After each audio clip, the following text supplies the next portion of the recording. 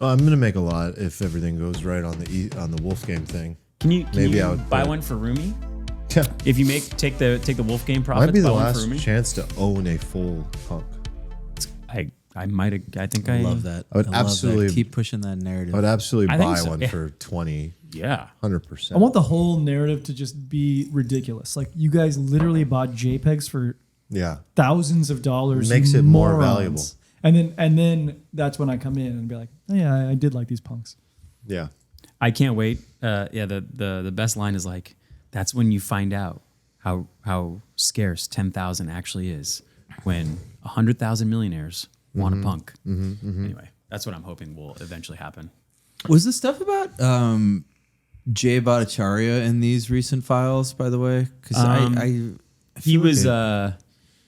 I feel like that's a big thing we should. I think that was in talk version about 1. too.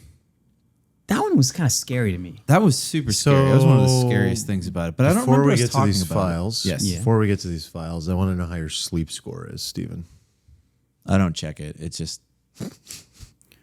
you- makes me feel bad about myself. But all you the have time. the cooling on all the time. Is your tracker working? my tracker. Yeah. Are you getting a score? Is there a score in there? No, I don't look at it. All I care about is that I wake up feeling good. Okay, so are you sleeping well? No, Relatively? no. Relatively? Just return the thing. But I would be To sleeping. return your 8 I would be sleeping. use code Alfalfa. The fact that I'm sleeping at all is a miracle. Honestly, It is a Did you miracle. increase the temperature at all because it's just so much colder now and it's winter? Like, No, did you it, find yourself? no, it like- increases it automatically. Like I haven't had to adjust it. Yeah, I was wondering how to do that. Actually, is that the autopilot? I don't know. I honestly said it like a year ago, and it's just been good ever since. And I haven't even touched it. I barely ever even opened the app, except when I want to put on the alarm. That's how I wake up. I wake up with the vibration. Oh, it's like That's a feature people don't know about. You wake up with a Yeah. gentle little. Brrr, You can literally. Did you and guys like a know little that? warm. So it no warms you. alarm clock? So first of Yeah, all, like it's the some people best. want to wake up in warmth or cold. We talked about that, right? But the alarm clock is the entire pad just starts slightly vibrating, and you can set the amount of vibration 1 to 10. Like mine's at like a 4. A 4 will like gently wake me up. No sound, no nothing. I just start like waking up to a little vibration, and I'm like, I'm up. So, question for you: I used to use this app called Sleep Cycle, and the way it would I loved work. it. I used it for like 5 years. Yeah, so you would pick a time frame, a range of like 15 to 20 minutes when you want to get waken up, and then you'd put the phone on your bed, and it would sense when you're in deep sleep based upon Yes, your I body. used to have that app. So and I loved it. My question is, does it essentially do that? Yeah, but Yeah. like way more in tune. Oh, Yeah. okay. It tries to wake sleep. you up like not in in the middle of one of those nasty Yeah. cycles where you. Just It's a feel like groggy. 30-minute window. Okay, that's great. I got another question. Okay. You said you sleep I'm on your an stomach. sleep ambassador. But you sleep so on your stomach. please You ever think about question turning away. that dial up to about a 9? in the middle of the night? It's not a bad way to get woken up. Wow, if you're like you got some female parts, that could be interesting. That could But be I very mean, think about it. interesting. Your life starts, with no alarm clock, no abrupt awakening, a gentle buzzing on your It's nice. undersides. That's nice. Anyway, That's when you enough know out of- life's good. That's enough out of 8 sleep. Wait, are we use our recording? code though. Yeah, we can use that. We can use that. We'll just roll right from here. I need a use our sign. code need a sign. Alfalfa and links below.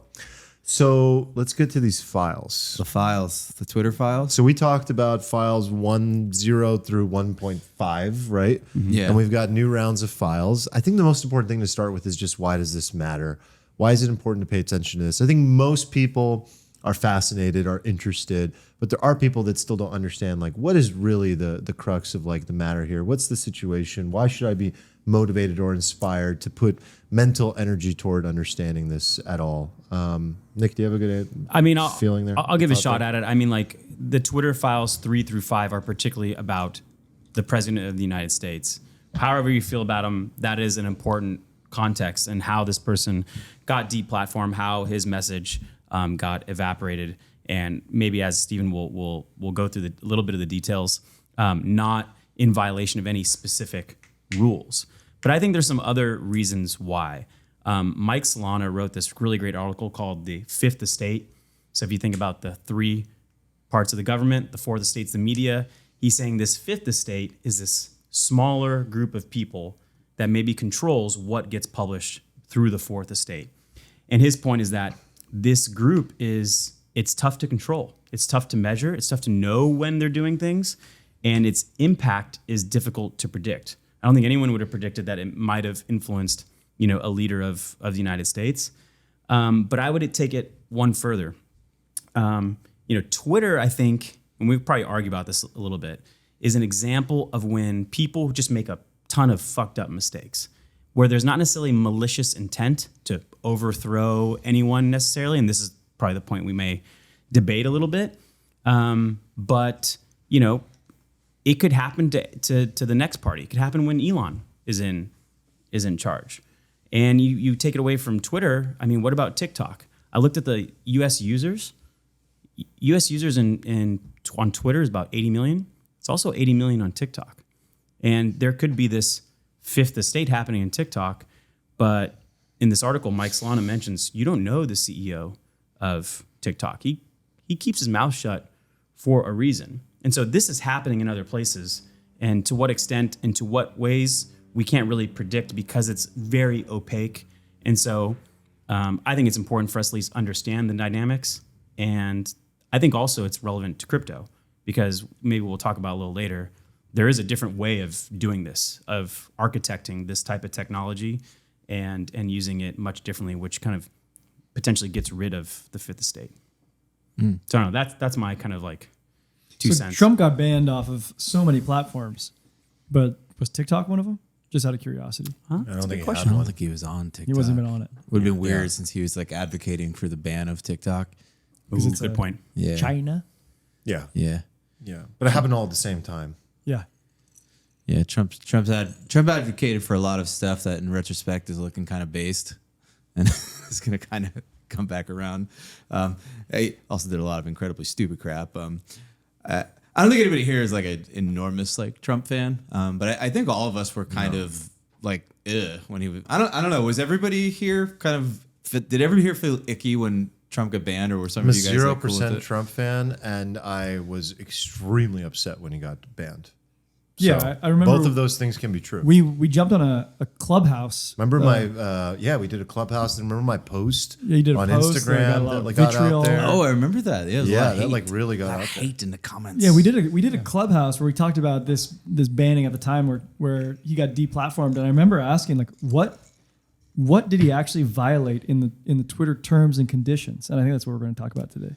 Yeah, I mean, I felt the same way. Like when this happened, I felt like I was just standing around, like, guys, like, did you see what's happening here, right? Like, this is really bad. And people were like, "Wow, you like Trump?" And it's just like, no, it's not about Trump. Separate It's the about two fucking this. things. It's about like the standards we're setting up. It's about like the system we're creating that we sort of all have to like live in for maybe the better part of forever. And what are the first principles of what we're doing, and like how is this going to have like effects down the road that can be turned back on us? And like sometimes people they're so freaking like myopic with this stuff. They just like only see exactly what's there in front of them. Like, this is good. I like this. And they don't see like the doors that have been opened. And it can be used against the political party that you have a proclivity to. Yeah. Which is Like imagine if Obama got Yeah. fucking muted by like then people would be fucking up in arms. You guys are describing radical moderate thinking. Like being able to hold those two things as true at one time is very difficult. But like it's a small group of people that we are and I think represent in general, and it's growing. That's the coolest part about this. I really feel like this way of thinking is growing. The ability to say like, yeah, I was not a fan of the guy, but from a principles perspective, this is the incorrect move and bad for society, and we have to protect his access to the platforms that are the most important media platforms in the world. Like, anyway, we're gonna dig into it. Yeah. but- So can you maybe let's like super TLDR it. Yeah, because what's I the most feel like damning anybody parts who's of this? really interested in this should read all of the stuff. There's screenshots of convos, like hundreds of tweets. With Donald himself. A lot of just screenshots from the inner Slack channel of Twitter. And Oh, you, the like, Twitter see- employees. who Yeah, made the and you're seeing decision. them communicate on everything, and it's kind of fascinating / scary in certain spots. So I would encourage people to not rely on what we're saying, but like go read it. But like the basic super high level TLDR is that like Twitter employees they're wildly lefty. I know Schellenberger said that it was 99% of the donations from Twitter went to the Democratic Party. We can argue about whether that's like a preference falsification thing or like there are R's there, but they don't feel like sticking their neck out. But like it's overwhelmingly a liberal place, obviously, and that's evidence in the Slack conversation as well. It's clear that a bunch of employees were like wanting to ban Trump for a while.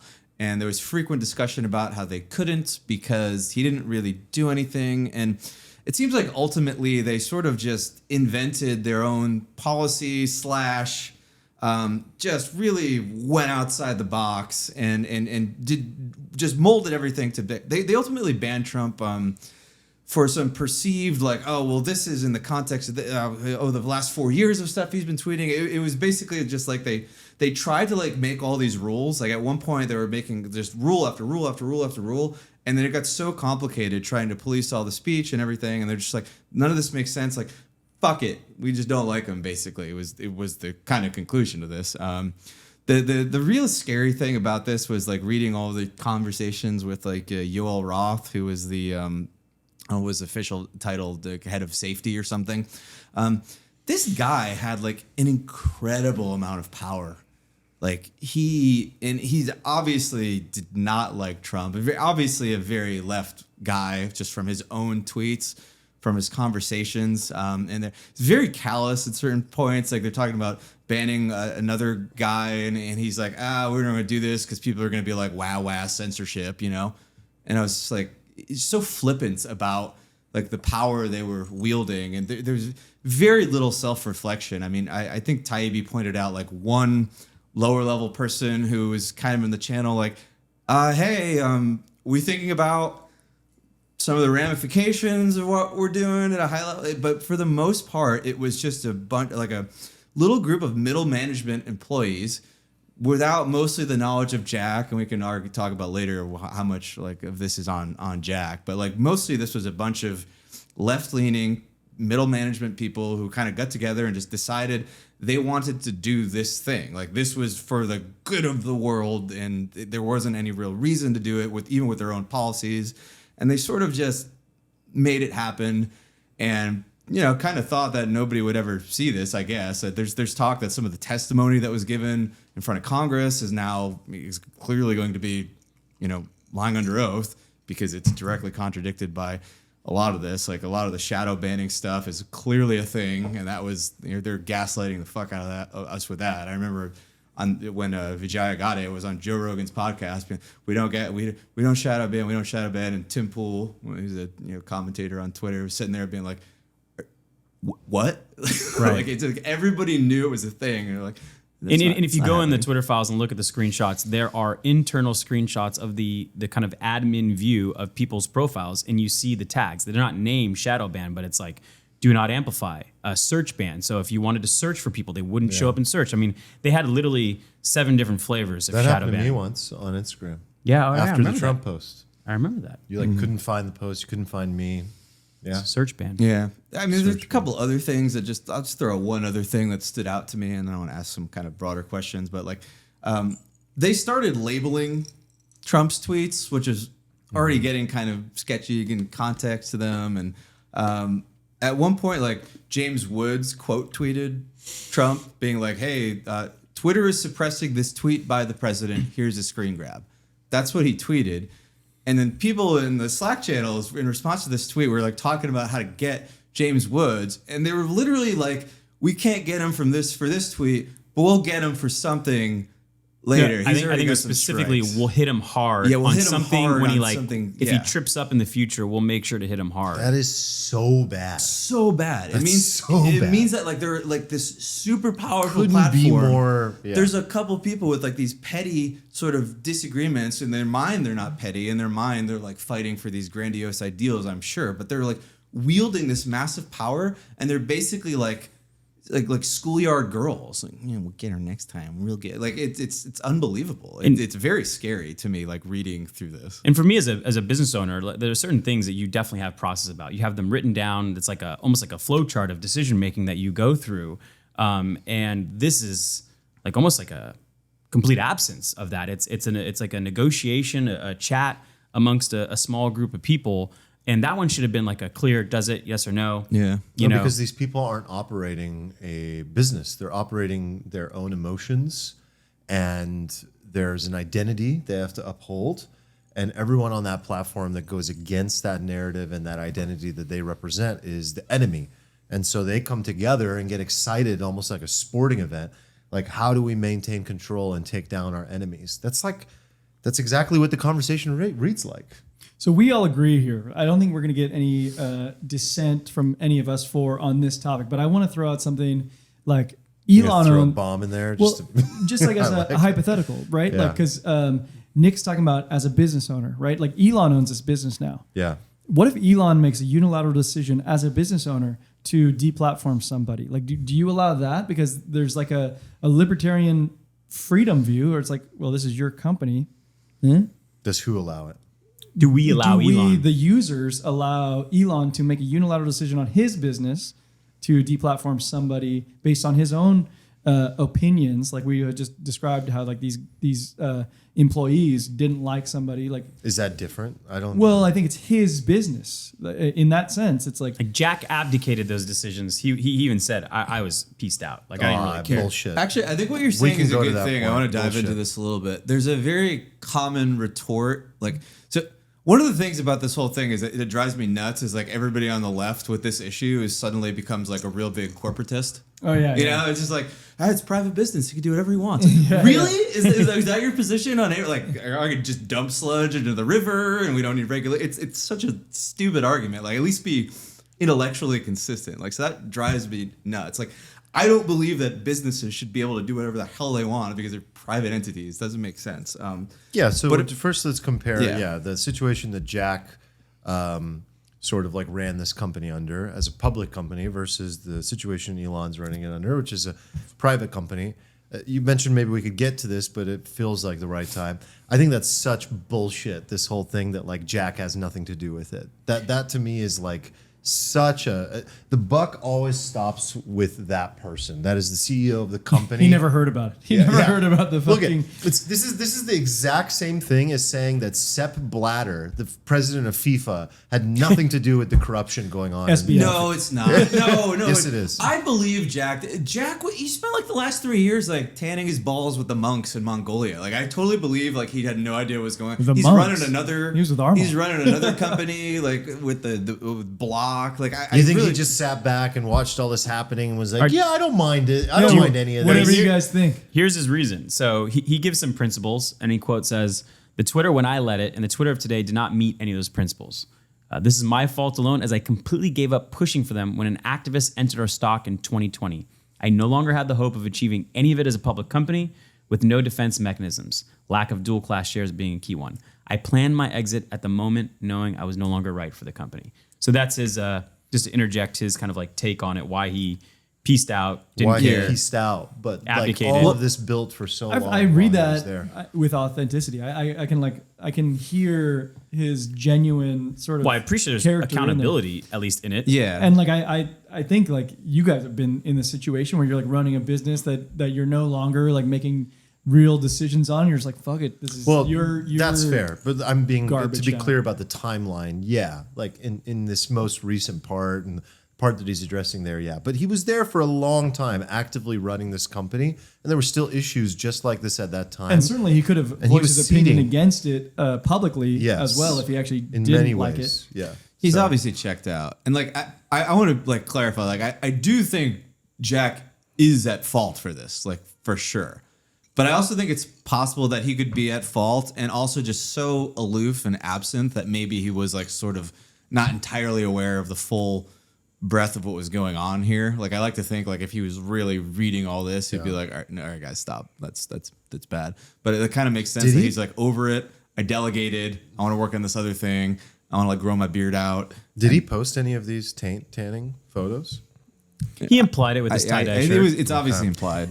Obviously implied. Just making sure no one else is trying to carve that niche. Yeah. So that part of the internet is yours, brother. Okay, good. So I think you said there's no distinction that needs to be made between whether Twitter is a private or a publicly I didn't say that. held company, right? Or do you think No. there is? So you think Yeah. Twitter as a private company should be treated differently than Twitter as a public company? I mean, yeah, just by nature, what you just Well, said. how so? Should be treated different by who? Let's say in terms of regulating what can and can't be said on the platform. That's a good question. Now we're asking regulatory questions about how private companies with this level of responsibility should be treated. I don't know. Well, I want you to. I don't want to get into the minutia of like the legal and the regulatory. I want you to tell me like how you think the world should be. Just I think from, like, you a get user to a certain perspective. point. Yeah. You get to a certain point where the product or service that you've created is so powerful that it has to fall under some sort of regulatory guidance. I'm 0% regulatory like expertise guy, but I think that what we have at Twitter is one of the most powerful platforms in the world for publishing opinion. And when you have a situation like what happened at this company, when you have a bunch of very left-leaning people that are very cult-like, by the way, in these organizations, extremely cult-like. Like the kid that probably sent that Slack message that was like, excuse me, probably got fucking bitch slapped, sent home, and never talked to again, like Yeah. for real.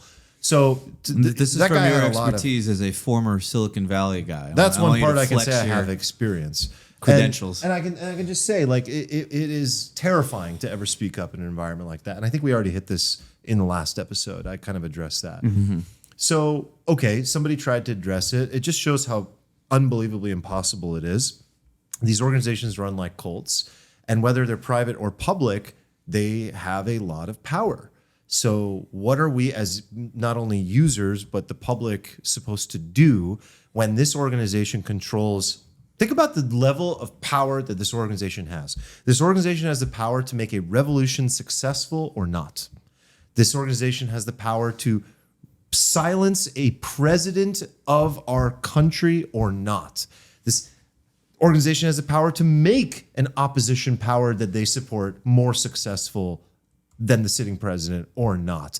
The list could go on and on and on and on and on. What we're ultimately addressing here is the power to shape the collective narrative of society. So if that is the power, something has to happen here. Some conversation has to happen. And it is unfortunate that the founders of these companies never intended for this to happen. But the real reality is when you sit down and you have that kind of visionary stance, like a Jack does, of building the Twitter of the future, and yes, you iterate and evolve to get there, and yes, you didn't initially start out with that intention, but as you start going and you start seeing like, holy shit, I could have this like public square where any person of all levels of influence has the ability to speak directly one-on-one to any other human being in the world. There's a gateway. So it's like opposite of Facebook, right? Facebook was like, I have a conversation with me and my friends in a closed circle, right? Or like maybe you decide to build a public page, but even then it's like leaving comments on your wall. Tweeting at somebody is very personal. So wow, I've developed a platform that allows you to do that. Well, now you have to face the facts. This is extreme amount of power. So what are we going to do? And what is that person going to do? I'm sure that it went through Jack's mind. I'm sure that he thought about what he had created.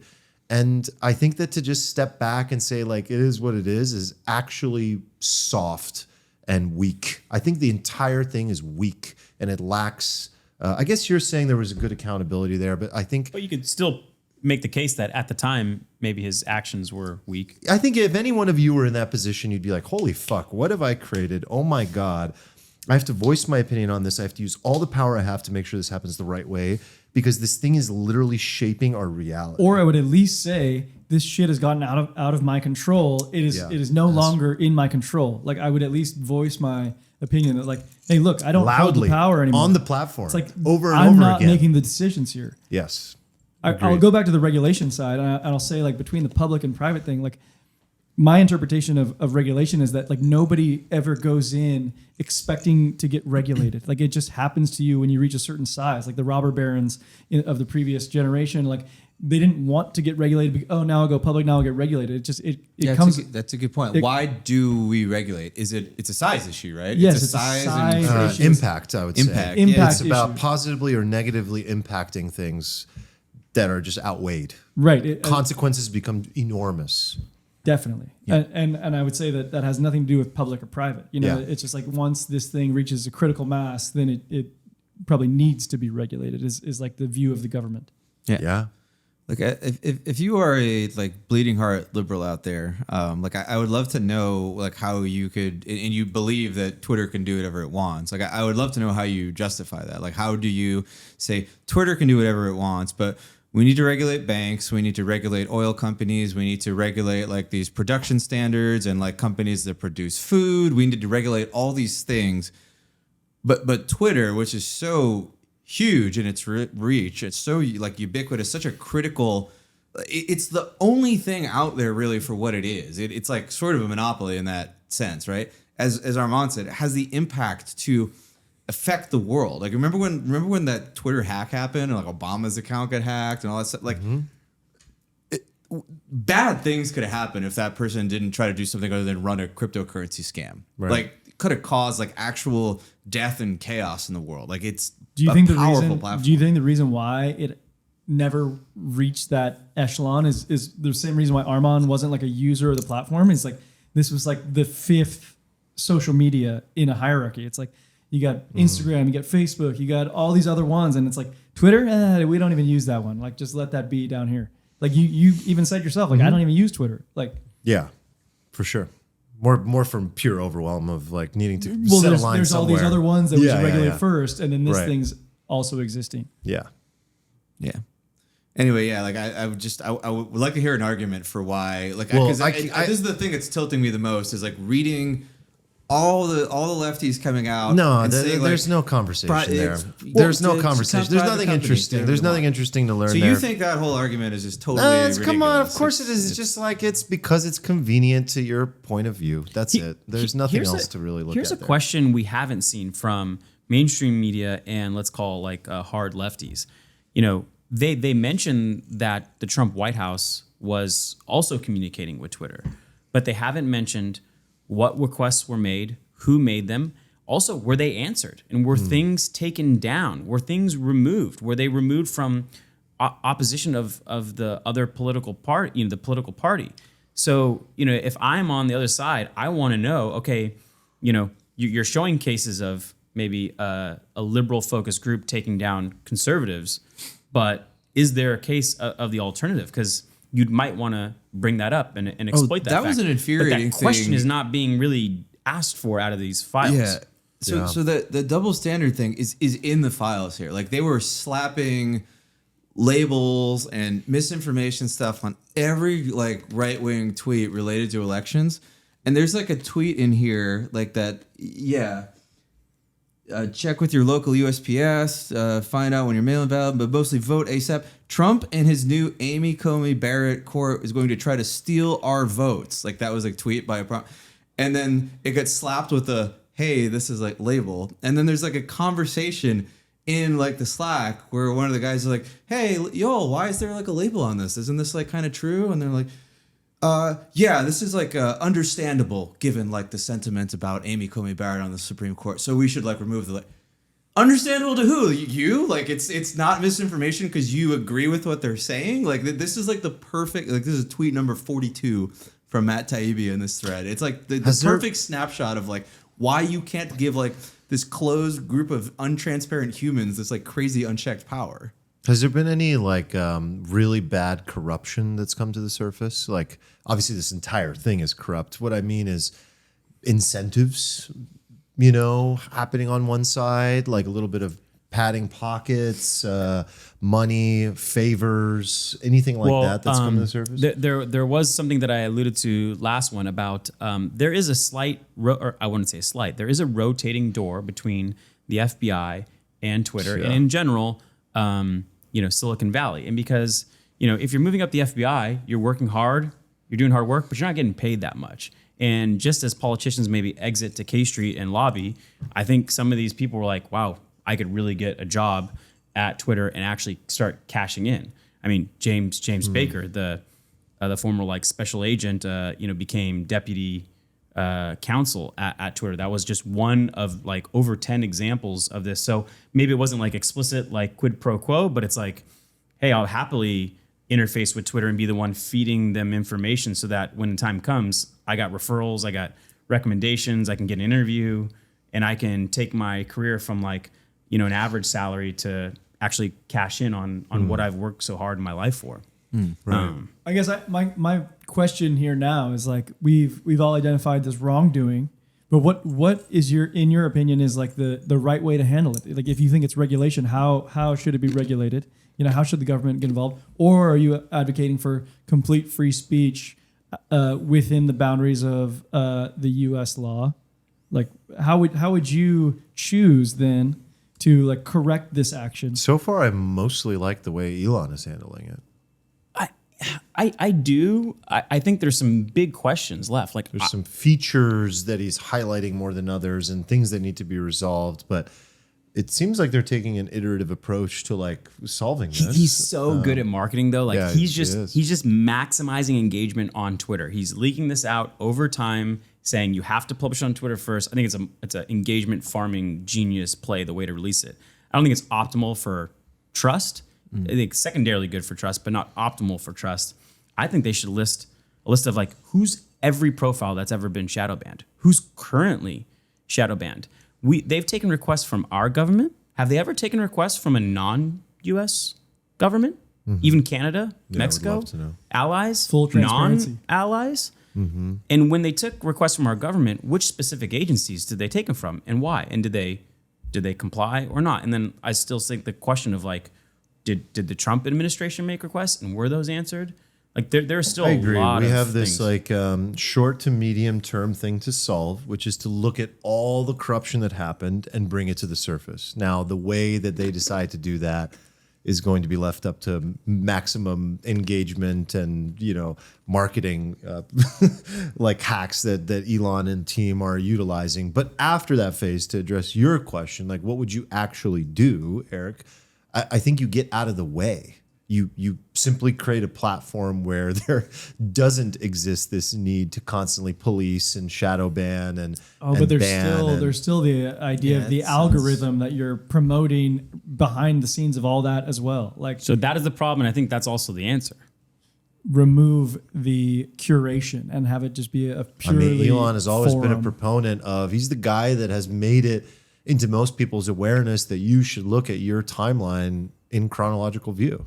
Like he's Yes. the one that keeps on enforcing that. I actually disagree with that because if you follow a lot of people, like Shocker. you just have to where you're gonna just scroll through Twitter like just constantly until you finally see all the.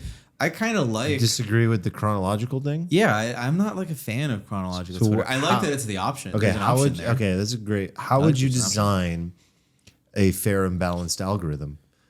Well, look, I think you have two options here, and I think these two options mirror a lot of the options elsewhere in life. Like, I think this is like a very common problem. I think you either have to go full like regulation with like we would never accept if banks just had all our money and they black boxed it all and there was Right. no verification of anything that happened under there, right? Right. But we should treat like speech and like with like a similar amount of need to have like that same standard, right? Like the fact that a company like Twitter is like more powerful in aggregate in a lot of ways than any one individual little like local bank, right? But that bank has to follow such stringent guidelines to ensure that like it's not messing with the system because like money is very important in people's lives, but like speech is very important in people's lives and like the elections and the way that Twitter interfaces with the world is very important with people's lives. So you either have to go full regulatory, like strict transparency. Like you can't be having these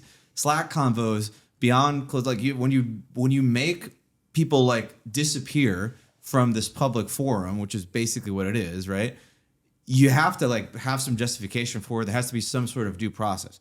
Alternatively, you make the whole thing decentralized and algorithmic. You create like a marketplace of algorithms, a marketplace of like filters, for content, a marketplace of like how you sort and like Twitter. And this is how I think Twitter should be ultimately. This is the route. I want to make the case for that. You want to make the case for So it? that's Yeah. also, So- just to clarify, that's basically what I. Curated curation. Like you choose the algorithm that you want Yes. to use for your feed to be displayed in. Yes. But that's what Elon has said. No, Himself. I don't think he agrees with that. Like I think he said that that'd be nice, but he's definitely not going that path. Because like there was some text message between him and Jack when they were pursuing, and Jack's like, I think we should go this way, and Elon's like, that's a great idea, and he even has text with his brother, like, what about this? But then he realizes, okay, Elon's going to go this way, fix Twitter, and Jack's going to go this way. And so Jack gives 3 principles that set up the case for like why a decentralized version might work. He says, 1, social media must be resilient to corporate and government control. 2, only the original author may remove the content they produce.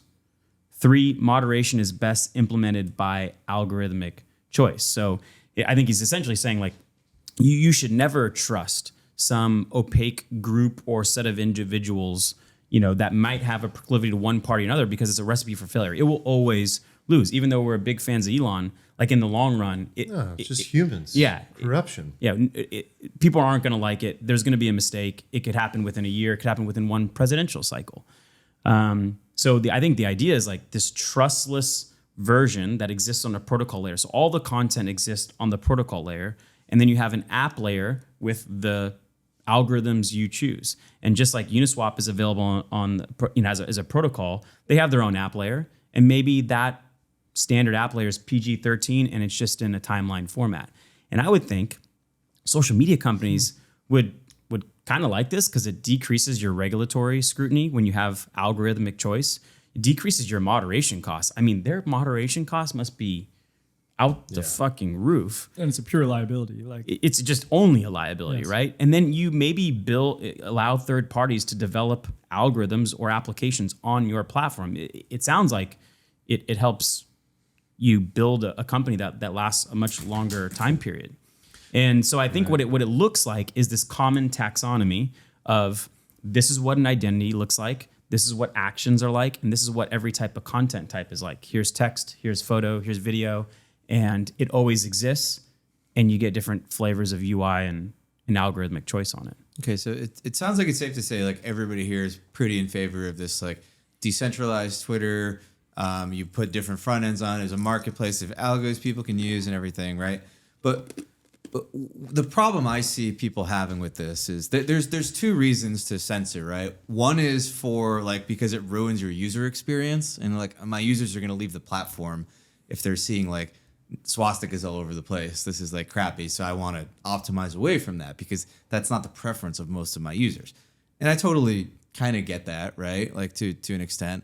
And I think that's solved by what we're proposing. Like everybody's just like, well, I don't want to use that algo. That's like very unpleasant. But the other reason people like the reason Trump is censored, like Trump wasn't censored because he was creating an unpleasant experience for the user base.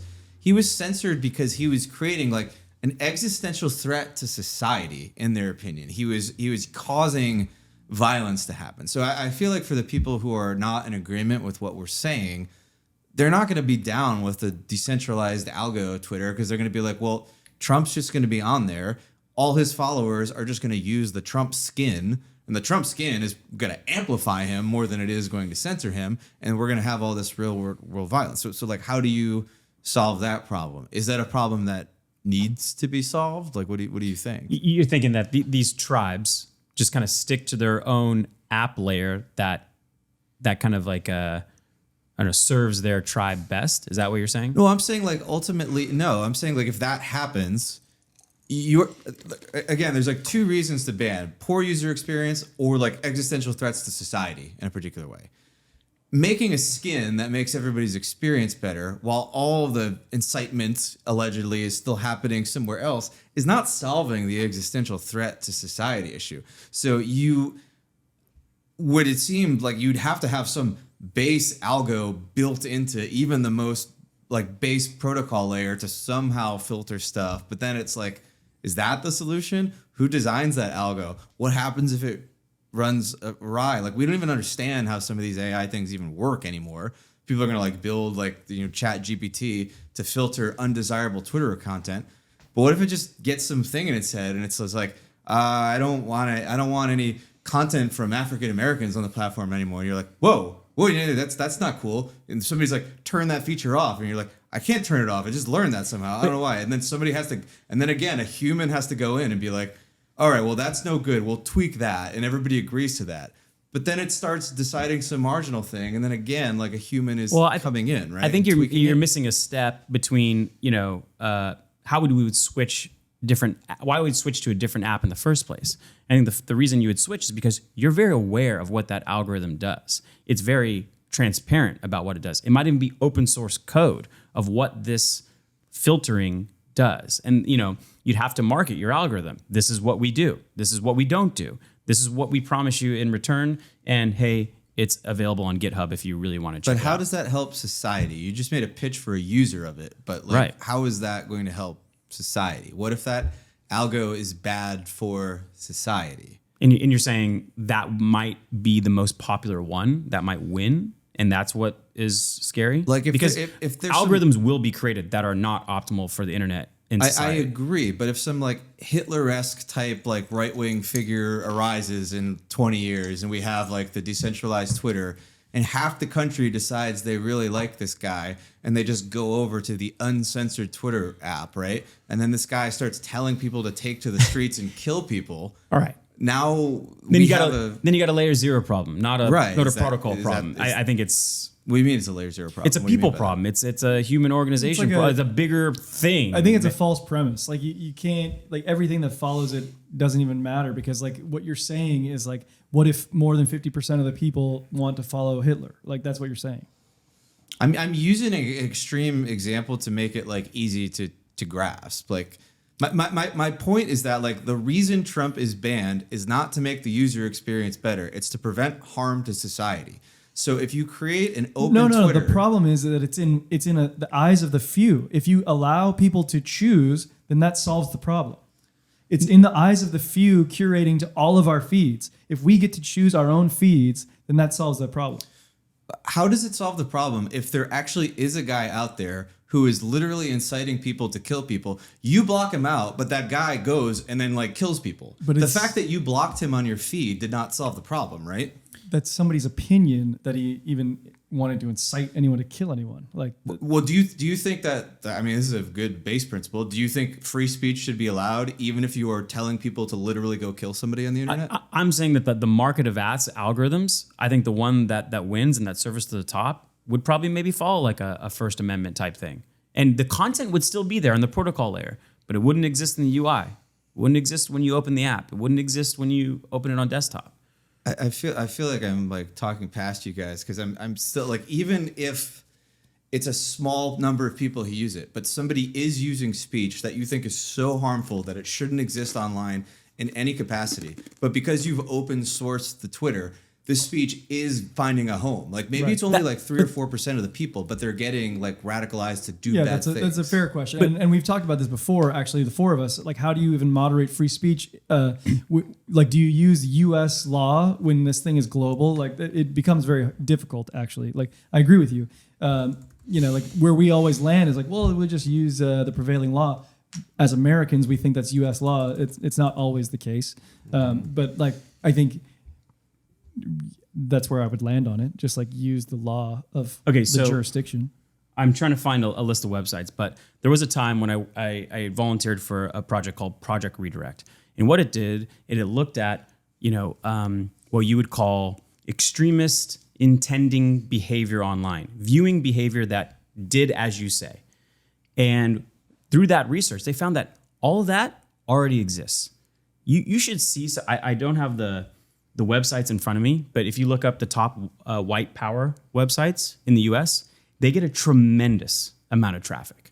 And one of the things that I did was I bought ads on there and cookied everyone on there. And then what we did was try to redirect their behavior, maybe show them a YouTube video of someone who had been part of a white power group and then slowly made their way out of it. And so what I'm saying is like, this already exists. That problem exists now and we are living with it now. So like, I agree it's a problem, but I don't know if it's a new problem now. Like Ladies in and this gentlemen, solution. we are learning about Nick's secret life. Dude, It is first serious brainwashing reveal. First reveal Project Redirect. Man, imagine Nick if hates Nick, me right now. Imagine if Nick, imagine if I Nick's, highlighted it even more. like imagine That's if Project amazing, man. Redirect That's was amazing. like some other view other than something we all agree on, though. Like that could be viewed So- as like completely insidious. And what's fascinating, and it kind of illuminates maybe your point, is that it was intended to go after Islamic extremists. And they started looking at, the first had to study, how does this content show up on the internet and how do people find it? How does one become a terrorist? I mean, literally, 101. I was like, well, let's target how to get to Syria. That's probably a good place to target these people. But anyway, through this research, they're like, oh my God, there is a lot of Islamic intender behavior going on. But there's an order of magnitude more white power in the US type messages. And anyway, that's why we focused on those two groups. And by the way, Project Redirect still exists and still run strong. But in any case, I just think it's a problem that exists now, and it's not new to that type of protocol. I think it'll show up in different forms, like you're saying, and we'll have to deal with it. But I don't know. I always imagined that First Amendment piece would just be part of the moderation, however executed. But I always thought it would be part of the moderation of the platform. That would be a line. That would be a limit. We'd not allow the incitement of violence. We wouldn't allow you to say, go kill so and so.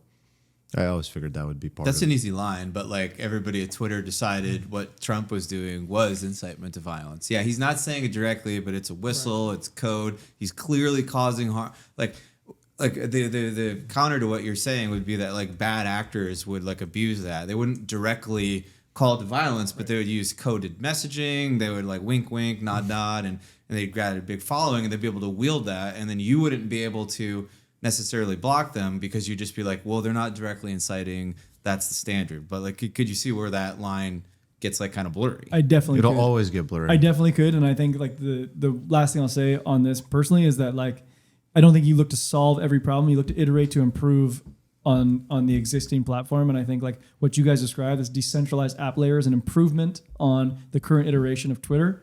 Does it solve every problem? No. Stephen illuminated some potential problems that could still exist with this, but it's like at least it's an improvement on where we were. Yeah.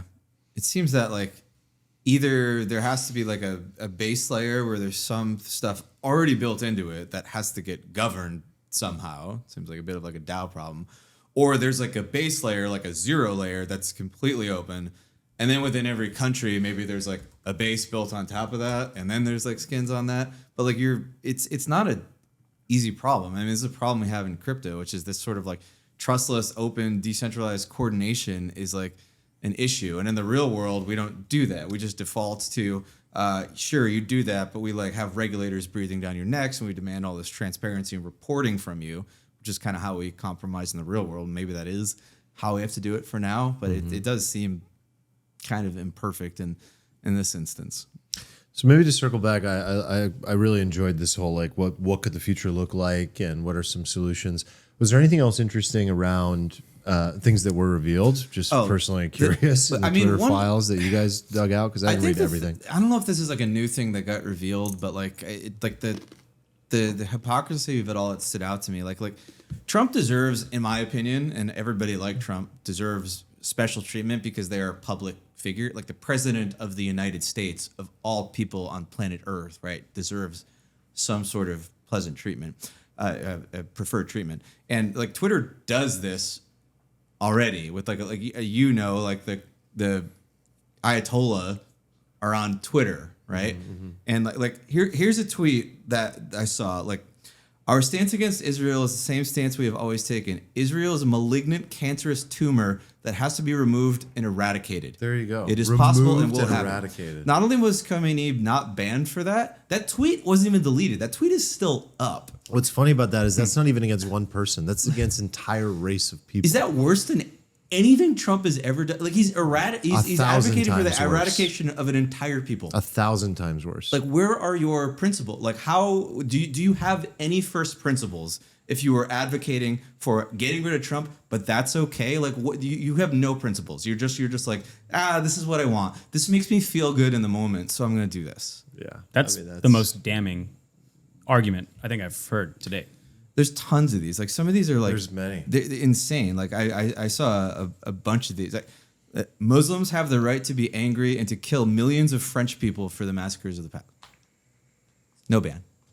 Like you can find like hundreds of these, especially once you start translating stuff from the Arab world. It's no secret that there's a lot of tension, with the Jews and even within various groups within the like it's all over the place. Like it's just this a very selective, like it's a bunch of like entitled people behind the scenes who feel like they're really special and they get to go on their crusade to help the world, and they're just like absolutely missing like the big picture by like just magnitude. Something must have changed recently because our boy Rectum just got a 7-day suspension for one of his tweets on his personal account for saying something like SBF should die for what he did or something, and now he got banned.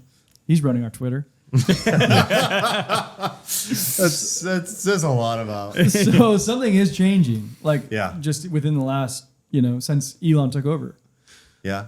Well, you can't say that you're gonna kill people unless you're like. What was that? Ayatollah. What Then was it's this fine. France thing that you just said? Like, I'll kill everyone in France.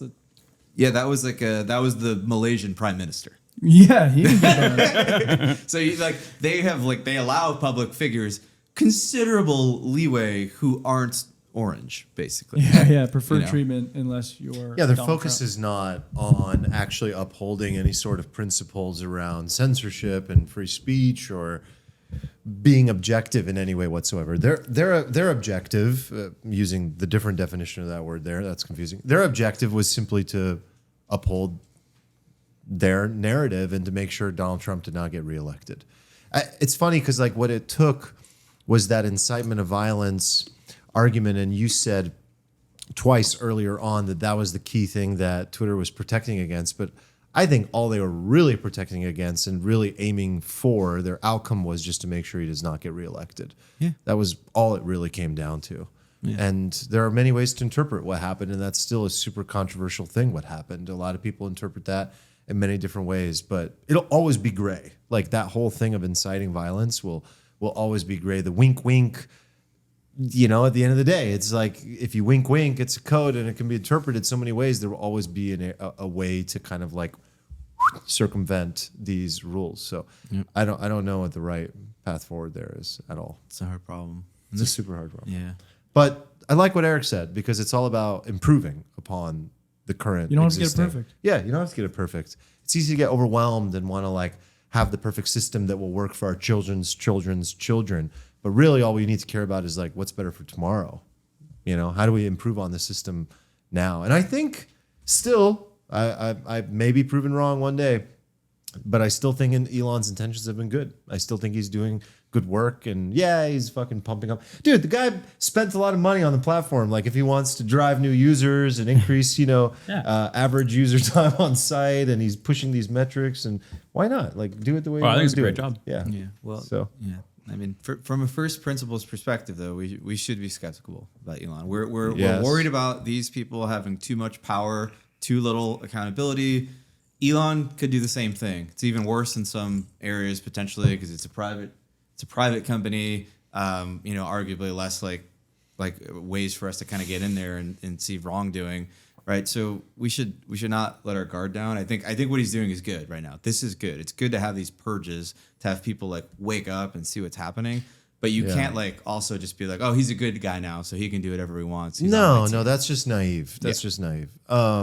Maybe to wrap, so you guys saw he was like getting booed at the Dave Chappelle. I saw that. Yeah, his stock is falling rapidly with a large swath. Yeah, of people. I think it relates to something Eric was saying before we started recording, and maybe just to like wrap there. What were you saying? You're like, why are people so like, what's going on? So right? like I was getting bewildered by the fact that people are getting so caught up in Elon's like Twitter management, so much so that they're like returning their Teslas and stuff, and I'm it's just funny, right? largely just thinking like, why do you care how a guy runs a business? Like, I think it's pretty clear, but I guess you were saying like, can you please stop kicking the camera? What's going on there? it's It's the dog. my cute dog. I'm not kicking the camera. I'm trying to gently nudge him to be pet on the left side of me. Come on, boy. Don't worry, we're still in the shot. I think it's pretty clear. It's because everything he did before was not political. Now this is political to people. As soon as it gets political, fuck you. I don't want your stuff. I'm selling. People are funny like It's a that. layer zero problem. Sure. People are very funny like that. If the person that they're buying stuff from does not align with their identity and their political beliefs, they're very quick to just abandon that person's They see it as a way to vote, right? They're like, okay, I'm not going to give you my dollars anymore. I think that is funny because that, on the one hand, he became so popular before he bought Twitter. And like, I think his stock was at an all-time high, billionaire, Right. super personable, I don't even think coolest of him as, one ever. I don't think of him as a Republican anyways. Like, No, he so isn't. It's like He's never said he weird is. to like. But put him because in your he's crosshairs. not always consistently in agreement with these ideas on the left, he has become an enemy. I mean, you agree that he's fairly right, though, right? I wouldn't say fairly. I'd say he's fairly moderate. I'd say that in I'd say this he's moment, very he's fairly like moderate. he's taken against the woke movement. I would actually say he's radically moderate I'd in actually terms of call public him. figures. I'd call him liberal, on many areas. Yeah. but I think he's actually liberal. He's just taking a stand against the woke movement. Is like Yeah. the way I would put it. yeah. I'd say he's a little more left than I am even. Yeah. Oh, I think he's a righty who's strategically aligning himself in particular cases because it's kind of bad PR for him. But like, I feel like You don't think so? Nick? I kind of agree with Eric here. He's taken a specific stance against Yeah, wokeism I think and so what he too. called like the liberal like mind virus. I think was one thing he labeled it the specifically. woke mind virus. The He woke mind he virus. addressed it himself. He said, I'm a very moderate centrist person. I go both ways on many issues. So. Yeah. Can I give a plug for the Project Redirect real quick? Yeah. So if you are interested and if it did pique your interest, you can go to moonshotteam.com. Project Redirect was more of like a internal name, but if you're interested in it, you can learn more about it there. Since you So how can we since you learn highlighted more it. about your secret life? Well, can we do an What a episode cool on domain, this? by the way. Yeah, it is a cool domain. Yeah, can we include that in the show notes? Yeah, Can absolutely. you do like a live Q&A? Nope. Okay. All right. Yeah, but check it out. It's worth looking, and they do really important work. Yeah, man. It's cool you did that stuff for real. And yeah, we'll definitely highlight it more. Cool. All right. All right, guys. Cool. All right. That's a wrap. That's Night. a wrap. All right. Bye. Peace.